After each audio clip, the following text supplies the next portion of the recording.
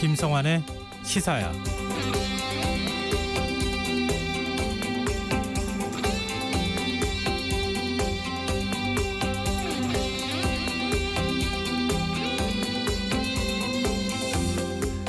세계 최대 소셜미디어 페이스북에 대한 보이콧 움직임이 확산되고 있습니다. 160개가 넘는 업체들이 광고 중단에 나선 건데요. 이번 보이콧 운동의 중심엔 도널드 트럼프 미국 대통령의 글이 있습니다. 트럼프 대통령은 최근 인종차별 반대 시위 참여자들을 폭도라고 지칭하며 약탈이 시작되면 총격도 시작된다는 글을 올려 논란을 빚었는데요. 트위터는 이 글을 제지했지만 페이스북은 아무런 조치를 취하지 않았습니다. 이 때문에 페이스북이 혐오를 방조하고 부추긴다는 비판이 제기된 건데요. 청취자 여러분들은 이런 움직임에 대해 어떻게 보십니까? 5.18 민주화운동의 북한군 개입설, 김대중 전 대통령의 폭동 사주설을 주장한 유튜브 영상들이 대거 삭제되는 일이 최근에 있었습니다. 유튜브 측은 방송통신심의위원회의 시정 요구에 아무런 조치를 취하지 않다가 8개월 만에 해당 동영상을 삭제했는데요. 이러한 태도 변화의 배경엔 증오와 혐오의 표현에 반대하는 여론이 작용한 것으로 풀이되고 있습니다. 미디어의 영향력이 점점 커지는 지금 기업의 사회적 책임을 묻는 여론이 커지고 있는데요. 기업들도 이제 스스로의 역할을 고민할 때가 아닐까요? 시사평론가 김성환입니다. 여야 원구성 협상이 최종 결렬되면서 30여 년 만에 여당이 단독으로 모든 상임위원장을 선출했는데요. 잠시 후 뉴스에서 자세한 내용 살펴보겠습니다. 더 깊이 있게 들여다보는 인터뷰 시간에는 경기도 안산 지역 유치원에서 발생한 집단 식중독 사태, 이른바 햄버거병 논란을 어떻게 봐야 하는지 정치하는 엄마들 장하나 활동가와 이야기 나눠보겠습니다. 김성환의 시사에는 청취자 여러분의 참여를 기다립니다. 오늘 방송 내용과 관련해 의견 있으신 분들은 문자 보내주십시오. 당첨된 분들께는 모바일 상품권 보내드릴 텐데요. 참여하실 번호는 샵9730이고요. 짧은 문자는 50원, 긴 문자는 100원의 이용료가 부과됩니다. 콩 게시판을 통해서도 무료로 참여하실 수 있고요. KBS 라디오 유튜브 채널을 통해서도 실시간으로 시청 참여하실 수 있습니다. KBS 라디오 김성환의 시사야. 그럼 지금 시작하겠습니다.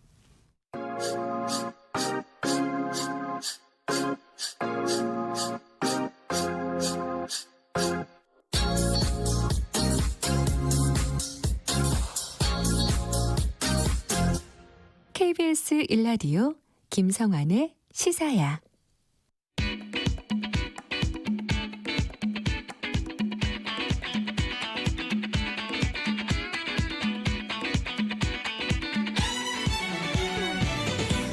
오늘 놓쳤던 뉴스 꼼꼼히 정리해드리는 뉴스야 시간입니다. 김민하 시사평론가 나오셨습니다. 안녕하세요. 안녕하세요. 오늘은 정치 뉴스부터 살펴볼 수밖에 없을 것 같은데요. 21대 국회 원구성을 위한 여야 간 최종 협상이 결렬되면서 모든 상임위원장을 여당이 민주당이 맡게 됐어요.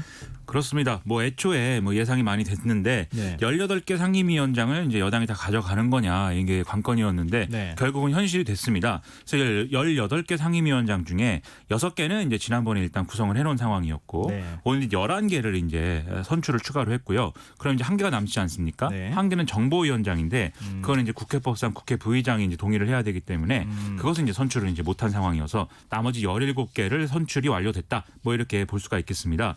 그래서 이 상임위원장 선출을 위한 본회의는 사실상 이제 민주당 단독으로 진행이 됐고요. 미래통합당, 그다음에 정의당, 국민의당, 그다음에 미래통합당 출신 무소속 의원들은 이제 표결에 이제 불참을 했습니다. 이런 상황이다 보니까 본회의에 나선 이제 민주당 의원들도 그다지 이제 표정이 밝지는 않았고요. 그래서 민주당 소속 상임위원장들은 대단히 송구스럽다라든지 유감스럽다 이런 소회들을 밝히는 그런 분위기였습니다.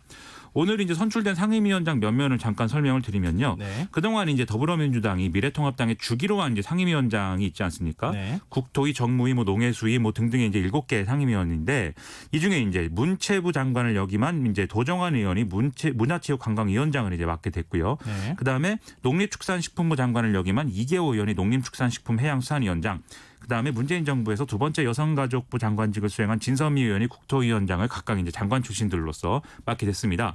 그리고 이제 20대 국회에서 기재위원장을 지냈던 정성호 의원이 예결산특위원장을 맡게 됐고요. 그리고 17대 19대 때 교육위원회에서 활동했던 유기용 의원이 교육위원장을 맡게 됐습니다. 그리고 윤관석 의원이 정무위원장, 송옥주 의원이 이제 환노위원장을 맡게 됐고요. 원래 이제 국회 운영위원장 등의 이제 원래 민주당이 가져가기로 한 4개 상임위의 경우에는 운영위원장은 원래 이제 여당 원내대표가 맡는 관례가 있으니까 김태년 원내대표가 맡았습니다. 그리고 과학기술정보방송통신위원회는 MBC 보도국장 출신인 이제 박광온 의원이 맡았고요. 그 외 행정안전위원회는 서영교 의원, 여성가족위원회는 한국여성의전화 상임대표를 지낸 정춘숙 의원 등이 이제 맡게 됐습니다.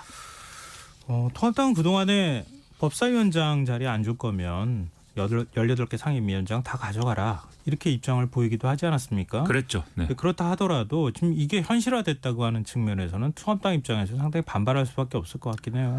그렇습니다. 이게 이렇게 선출이 되고 나서 원래는 이제 주호영 원내대표가 절에서 이제 돌아올 때만 해도 원내에서 싸워야 되니까 상임위원회 구성하는 거에 대해서는 뭐 상임위원 명단을 내고 앞으로 이제 각 상임위에서 투쟁해 가겠다 이렇게 주장을 한 바 있는데 복귀하고 나서는 좀 입장이 바뀌었습니다. 그래서 상임위원 명단도 제출하지 않겠다라는 입장으로 바뀌어서 실제로 이제 상임위원 명단은 제출을 하지 않았고요.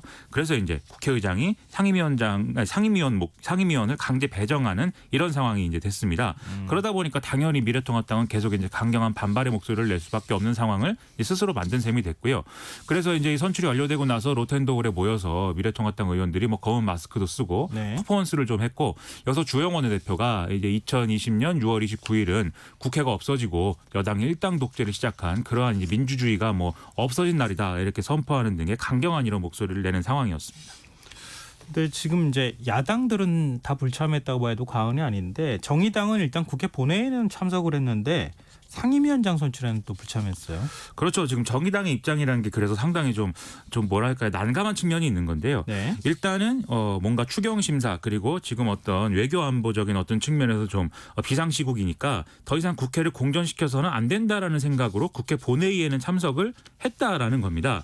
하지만 상임위원장 선출에 관련해서는 지금 뭐 교섭단체 양당이 좀 협상에 실패한 측면이 있고 그것이 이제 좀 국민의 피해로 이어질 것이기 때문에 그것에 어떤 좀 항의하는 차원에서 상임위원장 선출에는 참여하지 않는다라는 게 이 정의당의 입장이었습니다. 네. 그러면 조금 더 한 발 더 들어가서 조금 더 분석을 좀 해봤으면 좋겠는데요. 민주당 입장에서도 18개 상임위원장 다 가져가는 건 상당히 정치적 부담이 있지 않겠습니까? 그렇죠. 네. 근데 단독으로 상임위원장을 선출하게 된 배경이라고 할까요? 이렇게 그냥 강행하게 된 배경은 뭐가 있을까요?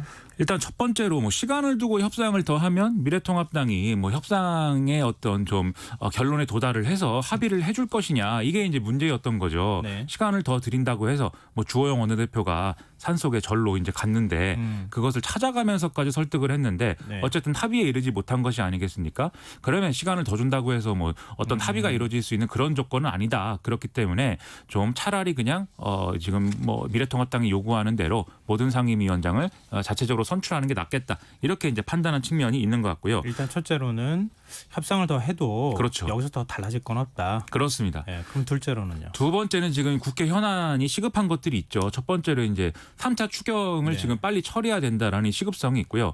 두 번째로는 이제 뭐 청와대도 밝힌 바가 있지만 공수처장 후보 추천위를 구성한다든지 이런 공수처를 구성하기 위한 후속 입법에 돌입을 해야 됩니다. 그건 이제 법에 이제 7월 15일까지 하도록 이제 시한이 정해져 있기 때문에 빨리 이제 시작을 해야 되는 거죠. 이런 현안들이 있기 때문에 더 이상 이제 시간을 미룰 수 없다. 이런 판단을 이제 했을 것으로 보이고요. 뭐 이런 이제 그 외에 이제 여러 가지 정치적 판단이나 이런 것들도 마찬가지로 있었겠지만 크게는 일단 이 두 가지를 이제 뭐 좀 중심에 놓고 판단을 해볼 수가 있을 것 같습니다. 그러면은 지금 어제까지만 해도 거의 오늘도 지금 박병석 국회의장의 중재를 통해서 여야 원내대표단이 만나고 최종적으로 합의안을 만들어가는 과정이 있었던 거 아닙니까? 거의 가안이 만들어졌다고 해도 과언이 아닌데 통합당이 마지막에 민주당하고 최종적으로 합의를 하지 못하고 어떤 배경이 또 있을까요? 일단 말씀하신 가합의안이라는 건 뭐 사실 뭐 용어에 대해서는 양당이 또 뭐 옥신각신 합의를 했다 하는데요. 안 했다 이런 얘기가 그렇죠. 늘 반복되니까. 그렇죠. 네. 근데 그 용어가 뭐 가합이 아니든 뭐 민주당 아니든 어쨌든 간에 이제 교감이 있었던 거는 사실인 것 같고요. 네. 그래서 언론을 통해서는 거의 이제 뭐 서명만 남았다 이런 얘기가 쭉 나왔기 때문에 근데 그 내용이라는 거는 뭐 익히 아시는 짐작하실 만한 그런 내용입니다. 그래서 네. 더불어민주당은 11개 그리고 미래통합당은 7개 이렇게 상임위원장을 배분한다 이 내용하고 그다음에 2022년 3월 대선에서 승리한 집권여당이 후반기 법사위원장을 우선적으로 가져갈 수 있도록 한다. 뭐 이런 내용이었다는 거죠. 그러니까 그게 그랬던 거잖아요. 법사위원장을 통합당이 계속 달라고 하니까 그러니까 박병석 국회의장이 그러면은 전반기 후반기 나눠서 법사위원장을 맡아라. 그러니까 뭐 통합당 입장에서는 그럼 후반기라도 우리가 하겠다 이렇게 하니까 민주당에서 다시 또 역제안했다는 거 아니에요? 그렇습니다. 그러니까 지금 당 구도 내에서 민주당하고 통합당이 전반기 후반기를 나눠 갖는 게 아니라 전반기는 민주당이 하면 2022년 대선 끝나고 난 다음에 대선 직전이 될까요? 3월이면 대선 직전이 되겠네요. 그러니까 그때 대선을 통해서 집권한 당이 그 당이 법사위원장을 가져가도록 하자. 여기까지 중재가 어느 정도 됐다는 거잖아요. 그게 이제 그 부분이 조금 이제 좀 미싱 링크가 있는데 어쨌든 법사위를 이제 전반기 후반기 나눠서 어떤 형태로든 네. 이렇게 나눠서 뭔가 맞는다라는 점에 있어서는 이제 공감대가 있었는데 네. 지금 말씀하신 대로 그러면 이것을 후반기에 이제 맞는 내용에 대해서 대선과 이제 좀 연계해서 그 결과와 연계해서 그러면 이제 배분하는 방안이 될 것이냐 네. 아니면 전반기는 더불어민주당 후반기는 미래통합당 이런 형식이 될 것인가는 이제 공란으로 남아 있었던 것 같습니다. 네. 그런데 분위기상 이것도 얼마든지 좀 합의를 할 수 있는 내용이 아니겠느냐라는 게 좀 어떤 좀 주변에 있는 좀 그것을 지켜보는 사람들의 어떤 입장이었던 것 같고 네. 여기에 더해서 이제 국정조사 문제가 있었죠. 그 이제 그 네. 정의영 관련 의혹, 윤미향 예. 의원 관련한 이 의혹에 대한 국정조사 그리고 한명수 전 총리 수사 관련해서 뭐 청문회 이런 것들까지 더해서 그러면 그것은 이제 미래통합당에 유리한 이제 내용들이니까 이런 내용으로 패키지를 처리할 가능성이 크다고 봤는데 결국 여기서 이제 좀 합의가 안 된 것이다. 그리고 결정적으로는 방금 말씀드린 공란으로 남아 있었던 법사위의 그런 전반기 후반기 그런 역할 배분을 어떻게 할 것이냐의 문제에서 합의가 안 된 것이다. 이렇게 일단 봐야 될 것 같습니다. 또 통합당 내부에 어떤 요인들은 없었을까요? 이제 그런 요인이 있었다라고 더불어민주당은 주장을 하고 있는데요. 대표적인 게 이제 김종인 비대위원장이 네. 이 협상이 거의 다 된 것을 뭐 틀어버렸다 이렇게 얘기하고 있는 거죠. 근데 여기에 대해서는 미래통합당은 뭐 사실무근이다 뭐 이렇게 주장을 하고 있는데 뭐 우리는 일체된 의견을 가지고 있다 뭐 이렇게 주장을 하는 건데요. 그런데 이제 제가 이제 해석을 해볼 때는 네. 좀 반쪽의 진실이다라는 생각이 듭니다. 뭐냐면 진실요? 그렇습니다. 이게 뭐 김종인 위원장의 어떤 굉장히 적극적인 의지의 표명으로서 이제 이 합의를 무산시켰다 뭐 이런 거라기보다는 미래통합당 내에 강경한 어떤 여론이 이미 조성이 돼 있는 상황이 네. 이제 1차적으로 있는 것 같습니다. 그래서 예를 들면 상임위원장을 맡는 당사자가 될 수 있는 중진 의원들의 경우에는 어느 정도 사실 좀 뭐랄까요 유연한 입장을 보일 수도 있는 것으로 추측이 됐는데 물론 네. 본인들은 상임위원장을 안 맡겠다라고 이제 공개적으로 얘기를 했지만 내심으로는 사실 뭐 그게 뭐 그냥 안 하겠다라고만 얘기할 수는 없는 거니까요. 다만 초재선 의원들의 경우에는 굉장히 강경한 입장에 경도되어 있는 측면들이 강했다라고 지금 보여지는데요. 이렇게 된 이유는 아무래도 미래통합당이 총선에서 이제 크게 실패를 했고 그 결과로 사실 내부의 개파 구도라든지 또 중진 의원들의 어떤 지도력이라든지 이런 것들이 지금 사실 붕괴된 상황이지 않습니까? 네. 그리고 그런 상황 속에서 김종인 비대위원장도 어렵게 사실은 좀 비대위원장이 됐단 말이죠. 그리고 김종인 비대위원장이 당내 기반이 또 크지 않기 때문에 지금 상황에서는 초재선 의원들의 여론에 사실 기대고 있는 측면들이 있습니다.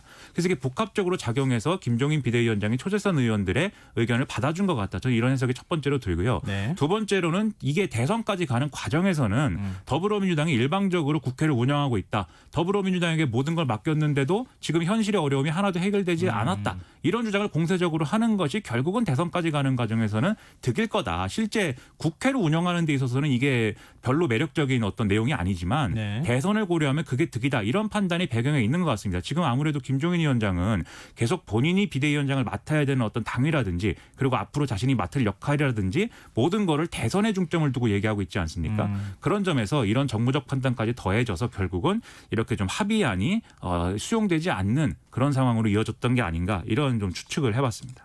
그러니까 어느 일방의 탓이라기보다는 양쪽의 어떤 정치적인 역학관계나 그런 것들이 다 있었다. 이제 이렇게도 볼 수 있겠는데요. 일단은 결과는 이렇게 됐습니다. 그러니까 18개 상임위를 다 민주당이 그러니까 집권 여당이 다 가져가는 사실 극히 이례적인 경우라고 할 수 있는데요. 이 부분에 대한 통합당하고 민주당의 반응은 어떻게 나옵니까? 통합당하고 민주당의 어떤 반응이라는 것은 일단 더불어민주당은 이 지금 이제 어쨌든 뭐 전 상임위를 다 갖고 왔기 때문에 앞으로 추진하고자 하는 이런 과제들이 있지 않습니까? 앞서 네. 말씀드린 3차 추경을 통한 코로나19의 어떤 그런 좀 후속 조치라든가 이 코로나19의 피해를 좀 경감시킨다든가 이런 부분에서 상당한 어떤 성과가 좀 기대가 된다 이런 이제 분위기가 있는데 네. 다만 그럼에도 불구하고 이렇게 모든 상임위를 다 가져간 것에 대해서는 정치적 부담이 말씀하신 대로 분명히 있다 그런 점에서는 우려가 있다라는 이제 얘기를 하고 있습니다. 앞으로 이제 보수 야당이 모든 상황들에 대해서 다 여당 핑계를 대지 않겠느냐 이제 이런 얘기를 하고 있는 상황인데요. 예. 어쨌든 뭐 여당 입장에서는 앞으로 이제 일하는 국회를 만들어서 이 일하는 국회법을 또 통과를 시킨다고 하는 거니까요. 일하는 국회를 만들어서 성과를 내겠다라는 의사가 이제 분명한 것 같고요. 그다음에 이제 미래통합당의 경우에는 지금 뭐 전면적으로 국회를 보이콧을 한다거나 거리로 나간다거나 장외투쟁을 한다거나 이런 쪽으로는 가지 않겠다라고 얘기를 하고 있는데 네. 그러면서 내부에서 이제 소위 이제 준법투쟁 방향으로 이제 간다라고 이제 주장을 하고 있는 상황입니다. 하지만 그렇다고 하더라도 사실 원내에서 어떤 효과적인 투쟁을 뭔가 할 수 있는 그런 방법은 또 뾰족치 않기 때문에 그런 점에서 여러모로 고민이다라는 얘기가 내외에서 나오고 있습니다. 지금 서로 이제 뭐 민주당은 통합당 탓을, 통합당은 민주당 탓을 하는 뭐 이런 분위기도 좀 감지가 되고 있는데요. 일단 국민들 입장에서 가장 중요한 것은 국회가 일하는 거 아니겠습니까? 그렇습니다. 지금 3차 추경하고 그렇죠. 공수처 문제부터 시작해가지고 지금 꽉 막혀버리면 어떡하나 이렇게 걱정이 또 드실 것 같아요. 그렇죠. 그래서 사실 두 가지가 뭐랄까요 좀 동전의 양면 같은 이제 느낌인데 여야가 합의해서 일하는 국회를 만드는 게 가장 좋은 그림입니다. 네. 그것은 당연히 뭐 미래통합당이 그래도 협조적으로 해서 이번에 원구성을 같이 했으면 그것이 국민들로부터 모든 사람들이 다 칭찬을 받고 지지와 격려를 받는 그런 그림이 됐을 텐데 그렇지 않았습니다. 일단. 근데 그렇지 않았기 때문에 국회가 공전하게 된다. 이것이 가장 최악의 어떤 그림인 것이죠. 다만 여당이 일방적인 어떤 그런 과정을 통해서라도 17개 상임위원장을 딱 가져가는 과정을 통해서라도 일단은 국회를 좀 자기 역할을 할 수 있게 만들었다라는 점은 일단은 국민이 이제 안심할 수 있는 그런 조건을 마련한 것이다. 이렇게 평가할 수가 있겠는데요. 다만 그 성과가 그 이후까지 나오는 성과가 충분히 국민들의 어떤 마음에 드는 그런 성과가 나올 것이냐에 대해서는 앞으로 우리가 좀 감시를 하고 지켜봐야 될 대목이 되겠죠. 네. 청취자분들도 의견을 서로 이제 엇갈리게 주고 계시는데요. 휴대전화 뒷자리 1052님께서는 국회 여당과 야당이 잘 협의하여 상임위원장을 선출했다면 얼마나 좋았겠습니까? 아쉽지만 여당에서 모든 상임위원장을 갖고서라도 국회를 더 이상 공절시킬 수는 없다고 봅니다. 이런 또 의견을 주셨고요. 이송희님은 국회 쳐다보면 정말 답답합니다. 진정 이게 국민들을 생각하면서 하는 정치인지 협치는 실종인지 정말 걱정됩니다. 협치에 대한 얘기가 나오면 여당 책임이 조금 좀 무거울 수 있으니까요. 서로 간에 좀 엇갈리는 의견 보내주셨다는 말씀 드리고요. 그리고 다음 소식으로 좀 가보죠. 지금 뭐 방금 전에도 일하는 국회 말씀을 좀 드렸지만 문재인 대통령이 3차 추경을 간절히 기다리는 국민과 기업의 요구에 국회가 응답해달라 이러면서 지난번에도 얘기를 했었는데 또 3차 추경을 빨리 좀 처리해달라 이런 얘기를 했어요. 그렇습니다. 오늘 문재인 대통령이 수석 비서관 보좌관 회의를 주재를 하면서 이 코로나19로 인한 국민들의 경제적 고통을 국회가 더는 외면하지 않으리라 믿는다면서 이 3차 추경 처리를 간절히 기다리고 있으니 국회가 응답해 줄 것을 다시 한번 간곡히 당부한다. 이렇게 이제 얘기를 했습니다. 그러니까 지금 코로나 대유행 때문에 세계 경제 침체가 이제 더 극심해지고 있는 상황이고 기업과 정부의 노력만으로는 아무래도 이 위기를 극복하기 어렵다. 이 얘기인 건데요. 이제 지금 국회가 이제 임기 21대 국회 임기가 시작된 지가 한 달인데 자칫하면 지금 아무것도 하지 못한 채로 이 추경의 골든 타임을 놓칠 수가 있는 그런 상황이 되기 때문에 특히 이렇게 재차 이제 추경 처리의 필요성을 간곡히 당부한 것이다. 이렇게 볼 수가 있겠습니다. 일본의 수출 규제 조치 1년을 맞아서 문 대통령이 또 발언이 있었죠. 그렇죠. 예, 문재인 대통령은 이제 일본의 수출 규제 조치 1년이 이제 이틀 앞으로 다가왔는데 좀 그동안에 어떤 일본의 이런 일방적인 수출 규제 조치에도 불구하고 지난 1년간 우리가 흔들리지 않고 이것을 정면 돌파해왔다. 그리고 오히려 전화위복의 계기도 만들었다라고 자평을 했습니다. 그래서 지금까지 뭐 단 한 건의 생산 차질도 없었고 소재 부품 장비 산업의 국산을 앞당기고 공급처를 다변화하는 등의 이런 성과를 만들어낸 것이다. 이렇게 강조를 했는데요. 다만 이제 지금 세계 경제가 뭔가 좀 뭐랄까요? 보호무역주의로 가고 있고 네. 그런 점에서 세계 경제 상황이 악화되는 게 앞으로의 이제 우리의 어떤 문제가 될 것이기 때문에 그런 어려움을 극복할 수 있는 지금 여러 가지 대책이 필요하다라고 강조를 하는 그런 상황이었습니다. 네. 그리고 도널드 트럼프 미국 대통령이 우리나라를 향해서 G7에 이제 조금 G7을 키우는 거죠. 여기에 같이 함께 했으면 좋겠다 이렇게 얘기를 하지 않았습니까? 그래서 그렇습니다. 우리 정부가 그럼 거기에 우리도 같이 참여하겠다 이렇게 얘기를 했는데 일본이 여기에 대해서 지금 발목을 잡고 있어요. 그렇습니다. 일본은 오늘 이제 일본 정부 대변인인 스가 요시히데 관방장관이 이 G7 틀 자체를 유지하는 것이 매우 중요하다. 즉 지금의 구성에서 변화되는 것에 동의하지 않는다라는 취지의 이제 설명을 했는데요. 이에 앞서서 이제 모테기 도시미스 외무상이라든지 일본의 주요 인사들이 다 똑같이 얘기를 하고 있습니다. 네. G7의 지금 틀을 유지해야 된다. 그러니까 사실 트럼프 대통령의 어떤 한국, 호주, 인도, 러시아 등을 추가를 해서 G7을 G11으로 만들자라는 구상에 지금 동의하지 않고 있다라는 점을 분명히 얘기를 하고 있는 그런 상황인 것이죠. 네. 아무래도 이렇게 얘기하는 배경에는 일본 이제 사람들은 그렇게 얘기를 하고 있습니다. 한국의 북한에 대한 태도 그리고 중국에 대한 태도를 볼 때 트럼프 대통령의 이 G11 구상은 중국에 대한 어떤 뭐랄까요 포위 전략 뭐 이런 것인데 한국을 여기에 껴주는 것은 맞지 않는 거다. 왜냐하면 중국에 이제 뭔가 이렇게 좀 그런 중국과 친한 어떤 국가가 되고 있기 때문에 뭐 이렇게 네. 주장을 하고 있는데 네. 이것은 표면적인 주장인 것 같고요. 내심으로는 지금 G7에 들어가는 국가 중에 아시아 대표는 자기들인데 여기에 더해서 이제 아시아에서 특히 이제 이 인접국인 한국이 또 추가되는 것은 용납하에서는 안 된다라는 분위기가 있는 게 아닌가 이런 해석이 좀 나오고 있습니다. 여기에 대해서 지금 우리의 유명희 통상교섭본부장이 또 WTO 사무총장에 도전하는 것도 네. 일본으로서는 경계할 수밖에 없는 이런 상황인데요. 일본의 이제 수출 규제 문제가 WTO로 지금 가야 되는 상황이니까요. 그렇죠. 지금 우리 정부로서는 수출 규제 문제를 WTO 제소 절차를 이제 재개해 놓은 그런 상황이고 또 유명희 통상교섭본부장의 경우에는 이 문제를 또 앞장서서 해결하기 위해서 전면에 나섰던 인사 아니겠습니까? 그런 점에서 이것에 대한 우려를 또 일본 정부가 표명하고 있기 때문에 국제 무대에서 계속 일본하고 우리는 좀 부딪힐 수밖에 없는 운명이 되고 있는 것 같습니다. 근데 사실 우리 입장에서는 굉장히 불쾌할 수밖에 없는 거 아니겠습니까? 뭐 예를 들면은 일본 언론이 보도한 걸 보면 한국은 중국 편이니까 그렇죠. 끼워주면 안 된다. 뭐 이런 식의 표현들을 사용했다는 거 아니겠어요? 그렇습니다. 근데 청와대가 상당히 격앙된 것 같아요. 모렴치 수준이다 이런 표현까지 사용하면서 비판했어요. 일본 정부를. 그렇습니다. 사실 이 표현은 뭐 모렴치의 수준이 전 세계 최상위권이다 이런 표현은 참 우리가 옆집 사람한테도 하기 힘든 이런 표현인데 우리가 일본한테 이렇게 했습니다. 청와대 고위 관계자가 연합뉴스와의 통화에서 이제 이렇게 발언을 한 건데요. 특히 이렇게 좀 강하게 우리가 반발한 이유는 어쨌든 일본이 사실 G7 이제 그 G7을 구성하고 있는 회원국이기 때문에 이 G7 국가들이 다 동의하지 않으면 G11으로 확대 개편은 불가능한 것이거든요. 네. 그런데 일본을 설득해 줄 수 있는 유일한 나라라고 한다면 뭐 미국을 들 수가 있겠죠, 결국은. 그런데 미국이 지금 정신이 없습니다. 트럼프 대통령 재선도 있고 코로나19 대응도 있고 그런 점에서 지금 G11 구상은 사실 언급이 안 되고 있는 상황이거든요. 그런 점에서 좀 더 이렇게 좀 뭔가 힘을 실어서 쟁점화를 하기 위한 그런 발언일 수도 있지 않는가. 저는 이제 그런 해석도 한번 덧붙여 볼 수 있는 그런 상황이 아닌가 싶습니다. 이 국익이 냉철하게 뭐 충돌하는 공간이 국제사회라고 할 수 있는데 일본이 그 한 단면을 좀 보여준 것 같다. 그러니까 우리가 또 우리의 국익을 또 관철할 수 있도록 노력해야 되지 않겠습니까? 일종의 이제 그렇습니다. 외교전이 벌어질 가능성도 있어 보이는데 좀 앞으로 주목을 좀 해봐야 될 것 같습니다. 지금 여러분께서는 KBS 라디오 김성환의 시사야와 함께하고 계십니다. 계속해서 뉴스야 이어가겠습니다. 자, 이제 코로나19 소식도 좀 얘기를 해봤으면 좋겠어요. 계속 그 사실은 확산세가 주춤해졌다고 표현할 수 없을 만큼 계속 확진자가 늘어나고 있어요. 그렇습니다. 지난 주말과 휴일에 이틀간 이제 추가 신규 확진자가 113명을 기록을 하면서 상당히 증가폭이 컸었는데요. 오늘은 이제 다시 40명대 초반대로 일단은 내려온 상황입니다. 그래서 이제 코로나19 신규 확진자는 42명이 늘은 상황이고 지역사회에서 30명, 해외 유입 관련은 12명으로 이제 확인이 됐습니다. 지역사회 감염 관련해서는 서울이 6명, 경기가 14명, 인천 1명 뭐 이렇게 확인이 됐고 광주 3명, 그다음에 뭐 대구, 대전, 뭐 전북, 부산 등등에서 2명, 1명씩 이제 확인이 됐는데요. 좀 나이별로는 여전히 60대가 많은 그런 상황이었고요. 다행히 어제 사망한 사람은 없었고 그래서 지금까지 사망한 사람은 282명이다라는 이제 결과입니다. 종교 시설을 중심으로 해서 집단 감염이 계속 이어지고 있어요. 그렇습니다. 수도권 종교시설에서 지금 교인의 직장 동료까지 3차 전파가 발생하고 있는 상황인데요. 서울 관악구의 왕성교회 관련 확진자가 1명 이제 추가 양성 판정을 받으면서 누적 확진자가 총 28명이 이제 됐습니다.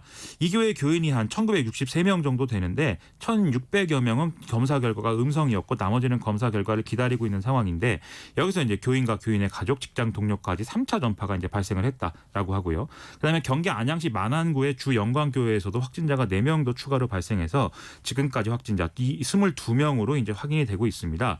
여기의 경우에는 추가 확진자의 직장인 이마트24의 경기 이천시의 물류센터에 대해서 추가 접촉자 및 감염 경로를 조사 중이라고 합니다. 그리고 이제 경기 수원시의 중앙침례교회에서 4명이 추가 확진 판정을 받아서 현재까지 총 7명이 감염이 됐는데요.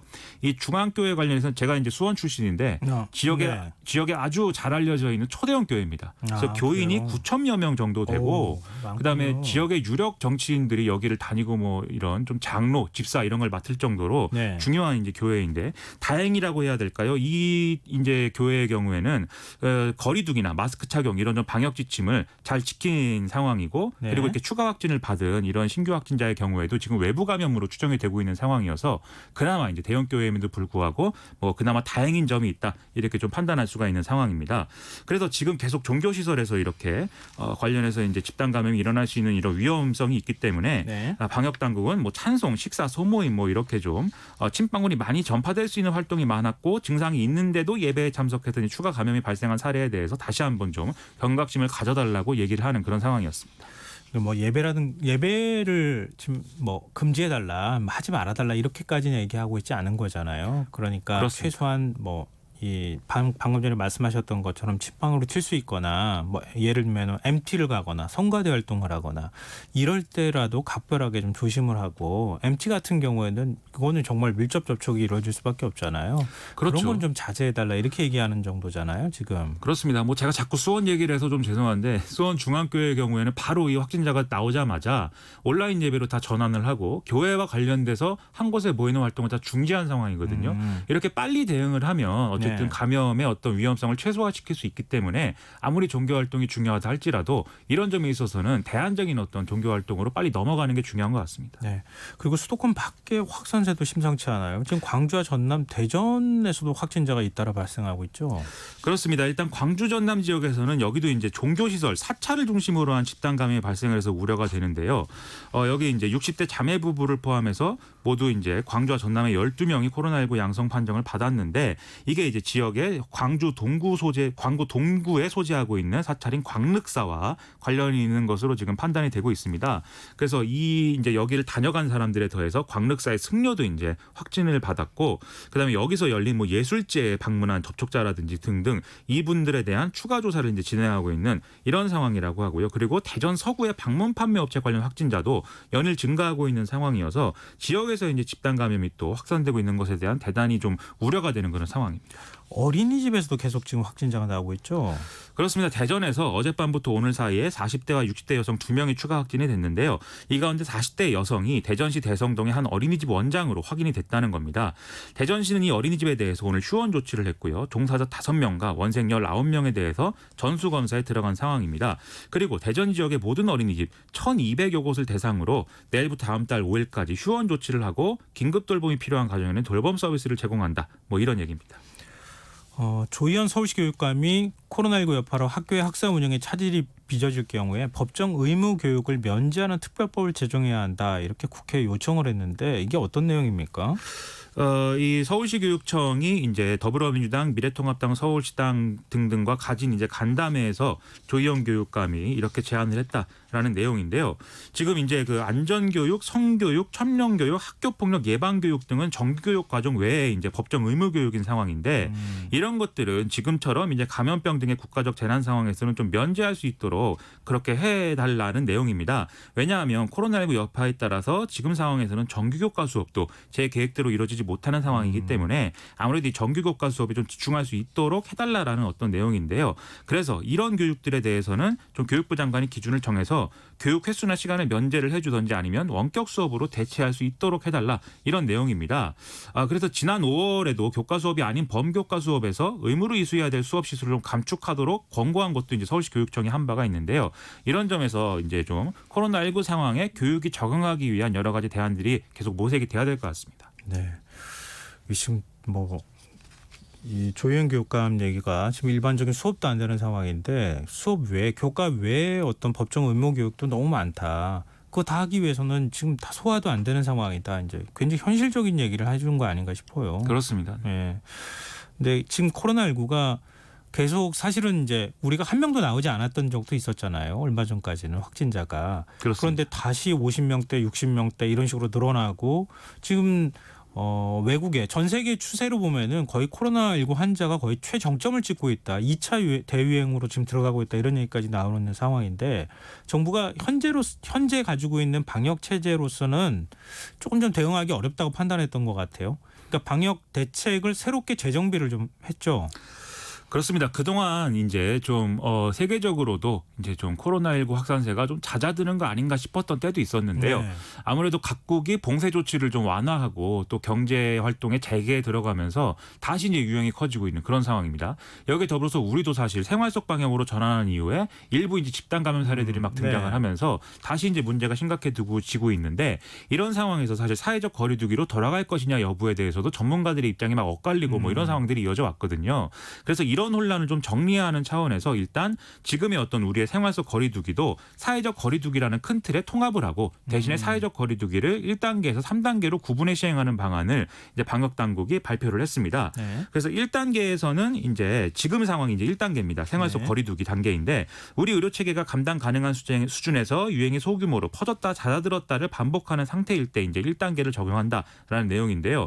1단계에서는 거리두기, 마스크 착용 등의 방역 수칙을 준수를 하면서 집합, 모임, 행사 등을 할 수 있다는 것이고요. 또 스포츠 행사도 방역 수칙을 철저히 준수한다는 전제하에 관중이 제한적으로 입장하도록 허용한다는 것이기 때문에 이번 주말에 아마도 좀 이거는 현실화될 것이다 이렇게 보입니다. 네. 그리고 2단계는 의료 체계는 감당할 수 있지만 지역사회에서 유행이 지속되는 이런 상태인데 여기서는 이제 필수적이지 않은 외출, 모임과 다중이용 시설은 이용이 자제를 하게 되고요. 또 사람 간의 접촉은 최소화하도록 권고하게 됩니다. 그리고 이와 관련된 이제 행정명령 이런 것들이 부과가 되게 되고요. 3단계는 코로나19가 대규모로 유행하는 상황을 전제한 이런 단계인데요. 이때는 사회경제적 활동 외에 모든 외출과 모임 등은 원칙적으로 금지가 되고 가급적 이제 모든 사람들이 집에만 머무를 것이 이제 권고가 되는 그런 단계에 이르게 됩니다. 당연히 모든 스포츠 행사들도 중단이 되고 장례식의 경우에도 가족의 참석에 한해서만 예외적으로 허용이 될 만큼 강력한 이제 어떤 봉쇄가 이루어진다 이렇게 볼 수 있는 상황입니다. 이제 곧 여름 휴가철이 시작될 텐데 휴가철 방역 대책도 내놨어요. 그렇습니다. 이제 일단 정부가 여름 휴가를 분산시키기 위해서 공무원들에게 적용하던 여름 휴가 기간 연장을 민간 기업에게도 권고하기로 했는데요. 그래서 대상은 전국의 100인 이상 사업장이고 가급적 여름 휴가 기간을 7월 초에서 9월 초 중순까지 이제 연장하도록 좀 이렇게 유도를 해서 휴가지에 있는 어떤 밀집도 이를 이제 낮추겠다 뭐 이런 계획입니다. 여기에 더불어서 이제 좀 민방위 훈련 관련된 내용도 이제 관심을 많이 끌었는데요. 하반기부터는 이제 이것을 온라인 교육으로 대체하기로 했다라는 내용입니다. 다만 컴퓨터나 스마트폰을 사용하기 어렵다고 한다면 주민센터에서 교재를 받아서 과제물을 제출한다. 뭐 이런 대안을 이제 쓸 수 있도록 한다고 합니다. 네, 좀 화제를 좀 바꿔보겠습니다. 검언유착 의혹 전문수사자문단에 윤석열 검찰총장이 맡기는 쪽으로 결론이 가는 거 아닌가 싶었는데 전문수사자문단과 수사심의위원회 판단을 동시에 받게 됐다고요? 그렇습니다. 이 채널A 기자가 이제 전문수사자문단의 이제 판단을 받아볼 필요성 이런 것들을 요청했는데 대검이 이거를 이제 수용을 했죠. 네. 그래서 전문수사자문단이 이제 이 사건에 대한 판단을 하게 됐는데 여기에 더해서 지금 이 검언유착 의혹의 어떤 피해자 내지는 당사자로 지금 뭐 회자가 되고 있는 이철 전 밸류인베스트 코리아 대표가 수사심의위원회 소집 신청을 했거든요. 근데 이건 역시 받아들여져서 이제 검찰심의위원 이제 15명을 무작위로 뽑은 부의심의위에서 여기서 이제 좀 결정이 내려졌습니다. 그래서 결국 같은 사건을 전문수사자문단과 수사심의위가 동시에 이제 판단을 해야 되는 그런 상황이 된 것인데요.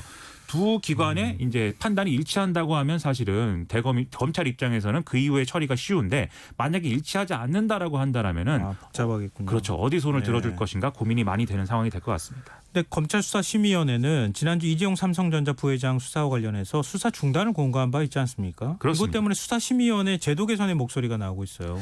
그렇습니다. 지금 수사심의의 경우에는 어떤 사회적 약자들이 검찰의 과도한 어떤 수사권 행사를 통해서 피해를 본다던가 또는 봐주기를 통해서 뭐 불기소한다던가 이런 걸 방지하기 위한 기구임에도 불구하고 이재용 삼성전자 부회장 건에 대해서는 사실 그런 효과가 없었다라는 이제 평가들이 많이 나오고 있는데요. 심지어 이제 삼성 바이오로직스의 분식회계 의혹은 불법이 아니다라고 하는 공개적인 입장 표명을 한 사람이 이번 현안위원으로 심의에 참여했다라고도 해서 여러 이제 논란이 불거지고 있는 상황이죠. 그래서 이 현안위원으로 이제 뽑히는 어떤 풀이 150에서 한 250명 정도의 위원이 이제 있는 건데 이들을 구성을 할 때 어떤 그 너무 이제 한쪽으로 쏠리지 않게 하는 좀 더 다양한 계층의 어떤 이런 위원들을 구성할 수 있도록 좀 제도 개선을 해야 된다. 이런 목소리들이 지금 많이 나오고 있는 상황입니다. 네. 이 사안 자체가 복잡하기도 하고 계속 논란이 이어지고 있어서 추가로 좀 저희가 후속 보도가 나오면 또 정리해서 알려드리도록 하겠습니다. 재난재해 관련 속보를 좀 전해드리도록 하겠습니다. 지금 이제 제주 산지하고 제주도 북부 지역에 강풍 경보가 지금 발효가 됐는데요. 오늘 9시 30분을 기해서 지금 발효가 됐습니다. 노약자나 장애인 등이 있는 가정에서는 비상시 대피 방법과 연락 방법을 가족 또는 이웃 등과 미리 의논을 하셔야 되겠고요. 유리창 근처 쓰러질 위험이 있는 나무나 전신주 밑은 피하고 안전한 건물로 대피하시기 바랍니다. 또 강한 돌풍에 차량이 차선 밖으로 밀릴 수 있으니까 운전하실 때 조심하셔야겠습니다. 오늘 밤 기상 상황이 좀 심상치 않은 상황이니까요. 미리미리 좀 대피를 하시고 또 안전 대책을 만들어 두시는 게 좋겠습니다. 네, 오늘 뉴스는 여기까지 하겠습니다. 지금까지 김민하 시사평론가였습니다. 고맙습니다. 고맙습니다.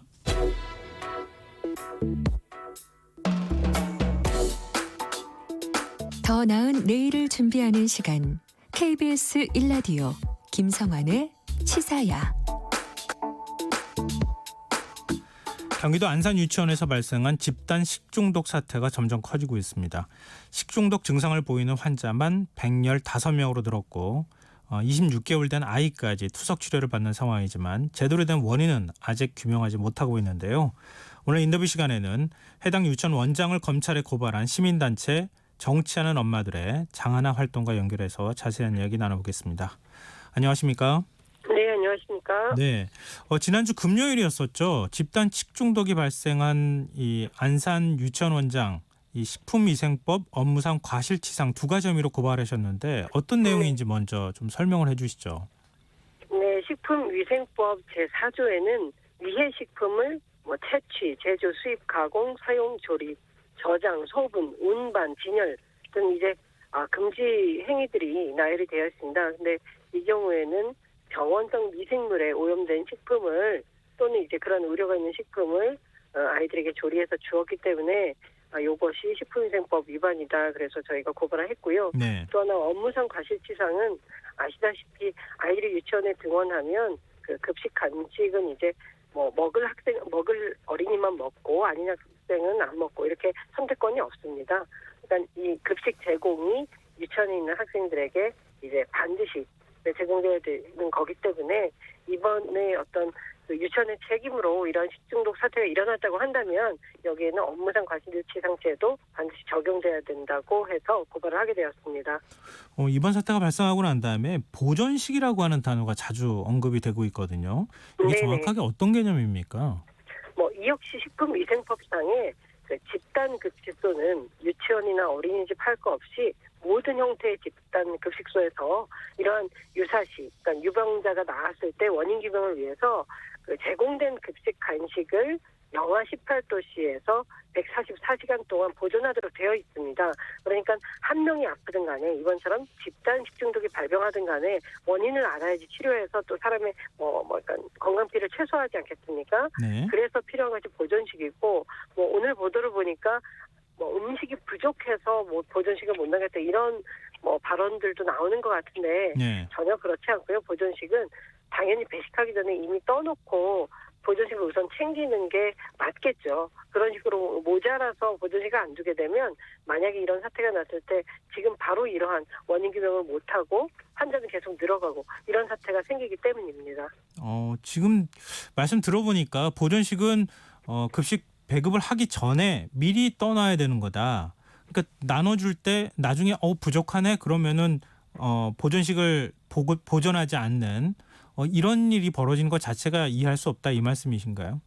네, 맞습니다. 그래서 이번에 해여림 유치원도 안산시로부터 과태료 50만 원 처분을 받았다고 하는데 사실은 지금처럼 또 위중한 사태에 있어서는 민형사 책임 이런 것들을 계속 규명해야 되기 때문에 이렇게 보존식이 사라졌다는 게 석연치 않은 측면이 있고 요 사라진 것에 대해서도 최초의 12일, 15일 이렇게 초기에 학부모님들 중에서 이미 이런 장염이나 식중독 증상이 있어서 그 유치원 측에 항의를 한 경우가 있었고요. 네. 이때 원장은 오히려 큰 소리 치면서 보존식이 있으니까 확인해 보면 다 나온다 이렇게 나오더래요. 근데 계속 이 사태가 진행돼 가면서 원장 입장도 바뀌고 뭐 간식은 보존하는지 몰랐다. 이것도 저희는 뭐 거의 악의적이고 모를 리가 없다고 보고 있고요. 또 하나 이번에 뭐 음식이 부족해서 안 보존했다는 것도 사실은 그렇게 원칙을 어겨서는 안 되는 것이죠. 그게 사실이라고 하더라도. 유치원 원장 같은 어쨌든, 경우에는 보존식을 이렇게 보존해야 된다는 생각을 뭐 일부 간식은 잘 몰랐다 이렇게 얘기하는 거는 이해할 수 없다 이런 말씀이시군요. 네, 왜냐하면 만약에 이런 뭐 식중독이라든가 지금 햄버거병 환자까지 나온 상황인데 원인 규명할 때 그러면 병원성 미생물이 간식에는 없겠습니까? 그러니까 이 식품위생법상에서 보존식을 하라고 했을 때는 네. 그 아시다시피 우리가 보통 식당에서는 자기들이 메뉴를 골라 먹지 않습니까? 네. 일일이 다 보존하기 힘들고, 근데 집단 규칙소에서는 사실 몇 가지 이제 한정된 메뉴를 많은 사람들에게 제공하기 때문에 그래서 모든 샘플을 놔둬주는 것이죠. 거기서 뭐 오늘은 간식을 빼고 오늘은 뭘 빼고 이러다 보면 사실 원래 보존식을 남기는 취지에는 전혀 맞지 않는 제도가 되는 것이죠. 하고 유치원 원장이 되기 위해서는 특정 자격도 필요하고 또 경력도 요구되는 자리입니다. 네. 뭐 자기가 뭐 돈이 있어서 유치원을 차리면 아무나 원장이 될 수 없거든요. 그런데 몰랐다는 말을 사실은 그 저희 단체에서 그 보존식에 간식까지 하는지 몰랐다는 요 표현이 나온 걸 보고 네. 오히려 저희는 고발을 빨리 해야겠다라고 결심을 한 지점입니다. 근데 지금 일단 원인을 규명하는 게 제일 중요하지 않겠습니까? 근데 그렇죠. 최초 증상이 발현된 지 한 2주가 이미 지났지만 발병 원인을 전혀 파악하고 있지 못하고 있는데요. 경찰이 압수수색에 들어갔다고 해요. 뭔가 좀 찾을 수 있을까요? 뭐 저희도 뭐 수사 어떻게 하고 있는지 모르겠는데요. 하고 뭐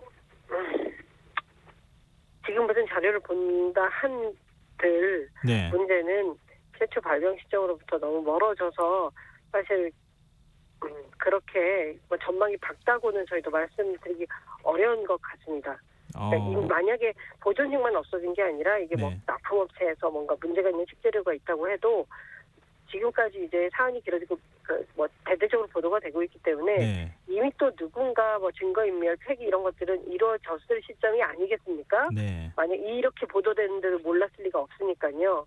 그래서 좀 정말 원인을 밝혀내기는 이제 쉽지는 않은 상황인데 어쨌든 저는 압수수색에 이어서 사실은 인적조사, 신병 확보를 해서 뭐 관련된 납품업체 직원이라든가 네. 조리사, 조리원 등 종사자라든가 이런 데서 좀 유의미한 제보가 있었으면 좋겠다는 것이고요. 네. 또 지금 그 피해자들이, 그 피해자 가족들이 뭐 이제 다른 피해 범위가 너무 넘기 때문에 이게 제대로 통계가 안 돼 있을 것 같아요. 제 생각에는. 근데 이 보건당국에서 뭐랄까요?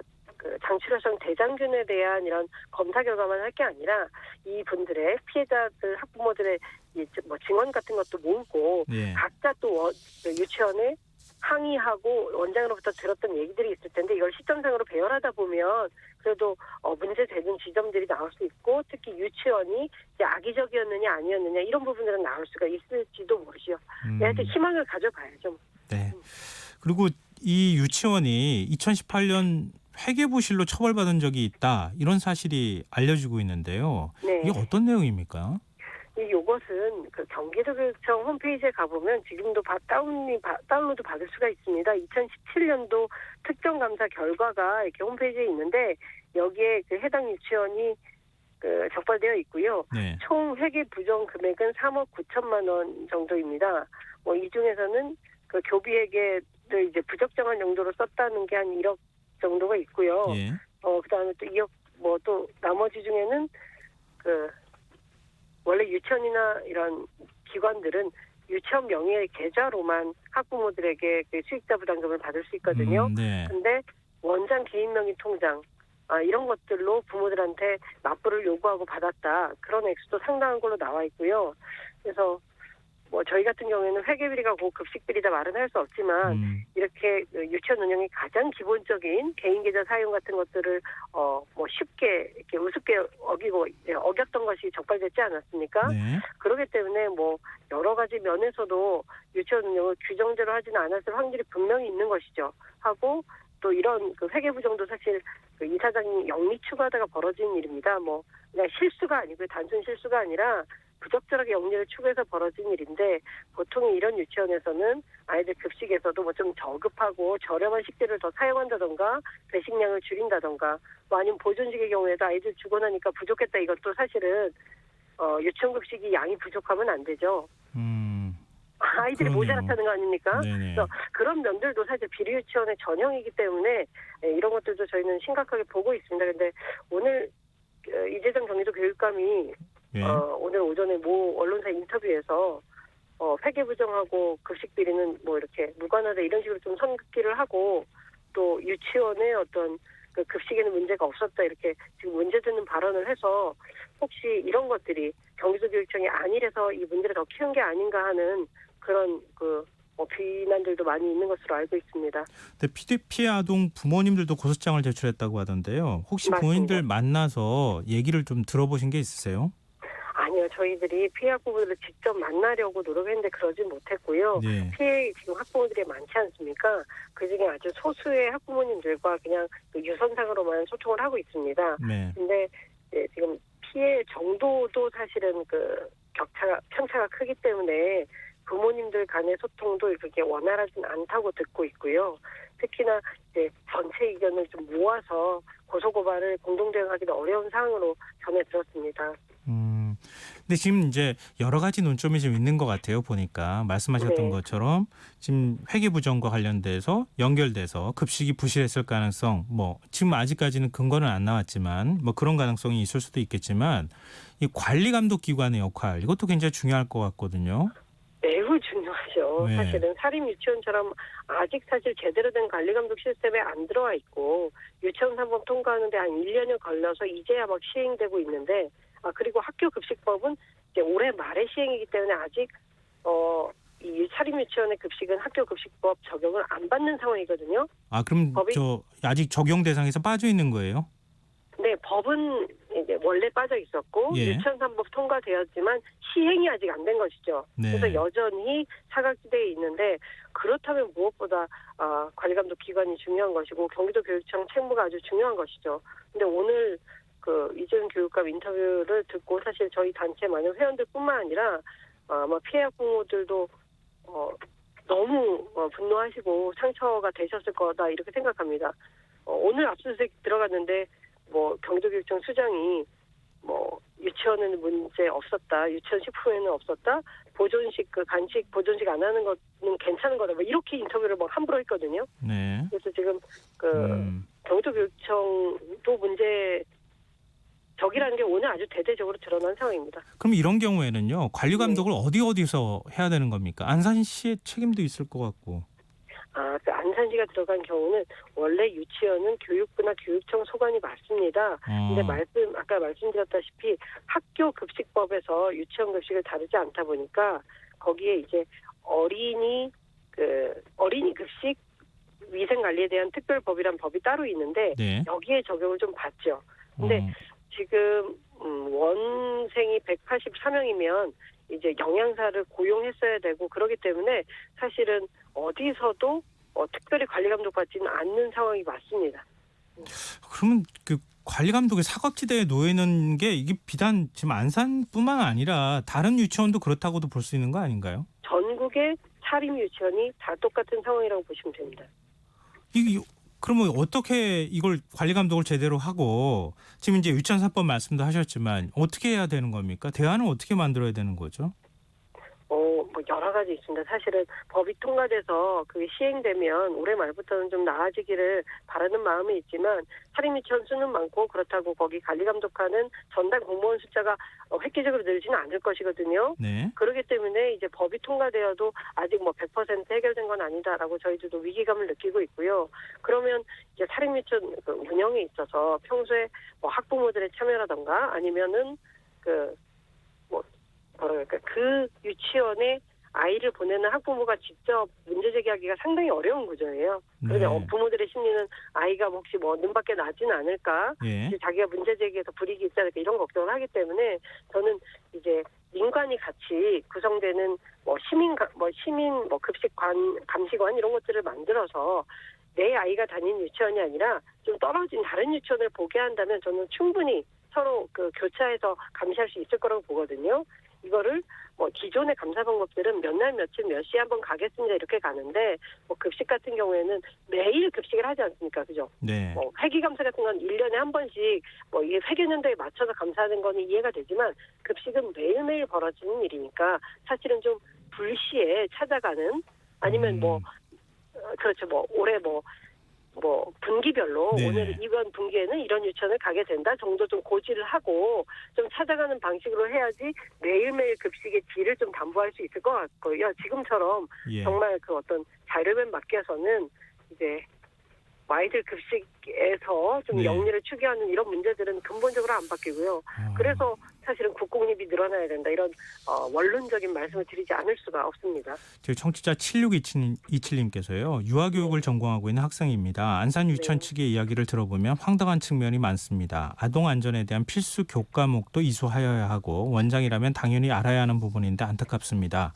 이런 일이 일어나지 않도록 유치원을 비롯한 아동기관과 아동 관련 법안이 체계적으로 이루어지도록 목소리를 내는 어른들이 되어야겠습니다. 이런 의견도 주셨는데요. 지금 법 체계 자체의 어떤 문제점 같은 것들을 좀 혹시 느끼시는 게 있다면요. 마지막으로요. 네, 뭐 유치원 3법 이전에는 사립 유치원은 사실 뭐라 그럴까요? 이제 그 교육기본법상의 학교의 지위가 있지만 네. 어느 기관으로부터도 감사나 관리 감독을 안 받았기 때문에 그걸 보완하는 게 유치원 3법이었고요. 시행이 돼 보면 부작용들이 또 나아질 텐데 지금의 문제 같은 경우는 이제 사실 뭐 원장이나 이사장이 예. 잘못 마음을 먹었을 때 내부 고발자들이 충분히 있을 수 있어요. 평교사라든가 종사자들은 그런 CCTV가 아닌 사람의 눈으로서 아이들을 지켜야 하는데 지금 그러니까 생계의 부분, 고용 불안한 부분 때문에 네. 사실은 내가 이 유치원에서 말 잘못해서 관두면 다른 유치원의 취업기도 막힐 정도로 되게 그 고용 불안에 시달리고 계시거든요. 네네. 그래서 저는 어떻게 하면 유치원이라는 게 사실 공적 영역이잖아요. 대한민국 국민이나 아이들을 가르치고 보살피는 일인데 여기에 있는 분들이 뭐 소위 사장님 고용주 눈치 안 보고 아동학대든 급식 문제든 문제 제기할 수 있는 그 고용의 문제를 해결해야 네. 되고 내부 제보자 보호의 문제를 좀 해결했으면 좋겠다. 네, CCTV 알겠습니다. 기계를 아무리 달아도 사각지대는 있을 수밖에 없다라고 종사자 지위에 대해서 좀 제도 마련이 필요합니다. 네, 알겠습니다. 오늘 말씀 고맙습니다. 네, 감사합니다. 예, 시민단체 정치하는 엄마들의 장하나 활동가와 얘기 나눠봤습니다.